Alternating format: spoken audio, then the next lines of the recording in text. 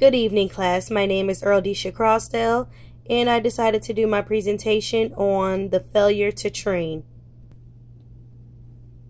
Just a brief overview. Several scholars estimate that actions for failure to train and failure to supervise are the two most common types of claims brought against the police administration. The number of hours in service training for veteran officers are currently increasing, and the failure to train allegations are still a concern for police administrations. Failure to train claims represent a majority of supervisory liability actions, and it is a critical management responsibility. Criminal justice administrators can and will be held liable if inadequate or improper training causes injury or the violation of an individual's constitutional rights.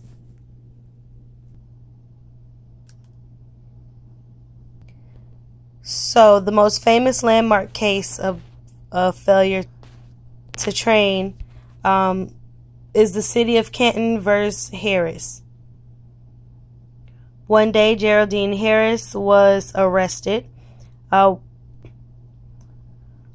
in handcuffs, officers observed her sitting on the floor of the police car. They asked her if she needed medical attention or if she wanted it. She told them no. Once they got to the police station, Harris blacked out twice. And not once did any officer think to grab her the medical attention she needed. They just kept, walking right by her because she initially told them no, she didn't want any help. So once she was released, the family ended up calling the ambulance and getting her to the hospital themselves. That's when Harris was diagnosed with the various emotional conditions. The case eventually ruled in Harris's favor because it was found that the shift manager of that time of night at the police department, he was to be held responsible for the lack of training, of not using his better judgment to get Miss Geraldine Harris the help that she needed.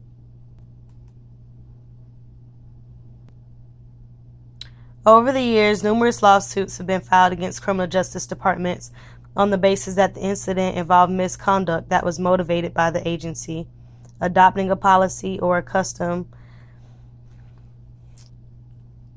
of inadequate training, supervision of the officers. Standards that apply ranged from ordinary negligence to willfulness. The disagreement as to the type of evidence required to prove inadequate training produced a great deal of debate in the federal courts.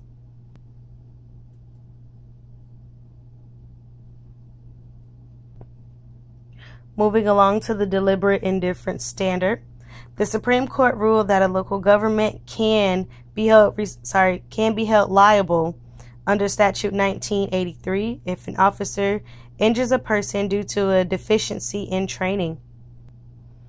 Inadequate training serves for the basis that there was failure to train in the amounts to deliberate indifference to the rights of the person with whom the police may have come in contact with. The Supreme Court stated that in light of the duties assigned to specific officers or employees, the need for more or different training is so obvious and the inadequacy so likely to result in the violation of constitutional rights, the policymakers of the city can be reasonably said to have been deliberately indifferent to that need. Following Statute 1983, deliberate indifference was adopted in replace of the former gross negligence, which was once rejected by the Supreme Court. Deliberate indifference is said to be a continuum between mere negligence and something less than acts or omissions for the very purpose of causing harm or with knowledge that the harm will result. By definition, deliberate means that a particular course of action has been chosen from among several alternatives, and indifferent means there has been some conscious disregard for a person's rights. Only where failure to train reflects a deliberate indifference can a city be held reliable for the failure under Statute 1983. Liability on the criminal justice system may not attach if no proof that the department was or should have been aware of the need and then made a deliberate choice not to provide the training or not review and improve the training. There are 6 factors necessary to establish deliberate indifference. The first is whether a training program is adequate to the task that the particular employee must perform. The second is the identified deficiency must be directly related to the ultimate injury. The third is that it is necessary for a policy regarding training to be unconstitutional in order for liability to attach.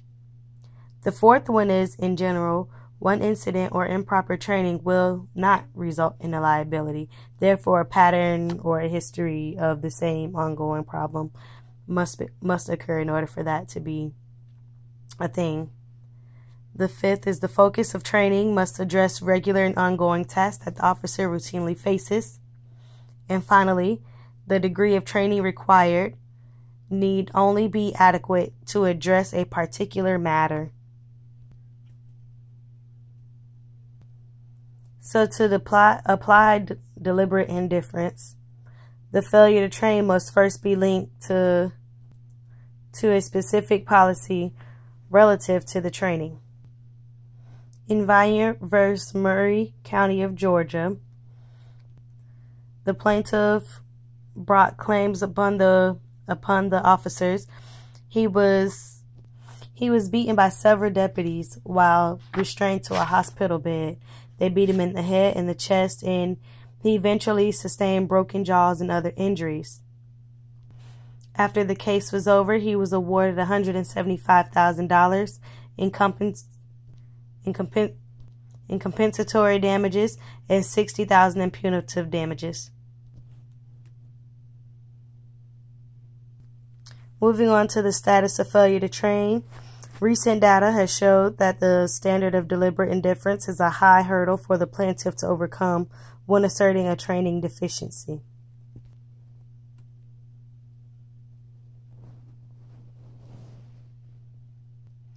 In the DeShaney v. the Winnebago County Department of Social Services, it was found and held that police generally are not liable for failure to protect individuals from harm inflicted by third parties, but may be liable for an injury inflicted by law enforcement officials.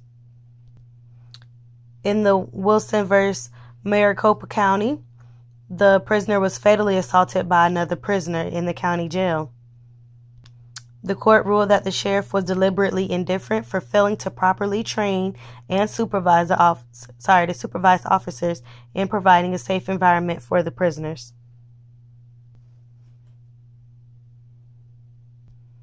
In emergency vehicle operations, 2 of the most famous landmark cases are the County of Sacramento v. Lewis and Labar v. Alaricea. In the County of Sacramento v. Lewis, it was established that the standard for reviewing police actions and pursuits that shocks the conscience. In this case, an officer was in pursuit of a motorist of 2 teens who were traveling more than 90 miles per hour. Officer Smith violated the department's policy by operating his vehicle more than 80 miles an hour. The chase ended up ending when the motorcycle eventually tipped over, killing Lewis, who was a passenger on the motorcycle. Following this decision, it made it extremely difficult for a plaintiff to prevail that failure to train claim, as the plaintiff must show that the named officer intended to harm the suspect in the pursuit, which rises a level of shocking to the conscience.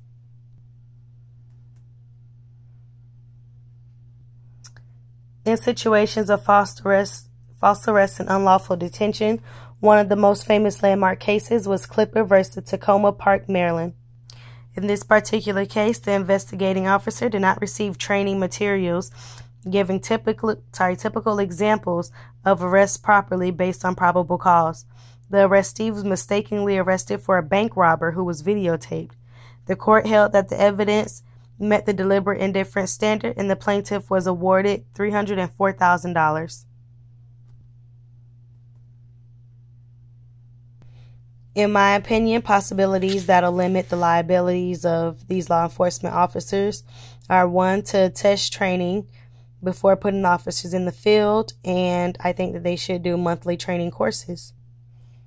Doing both of these could possibly give the officers monthly scenarios or possible scenarios, and asking and giving their reaction and seeing fit that they are ready to handle those types of situations to avoid such situations as these. Not saying that they don't, test them at first, but I feel as if a monthly, checkup and monthly courses to review what they know and what they should know should be necessary.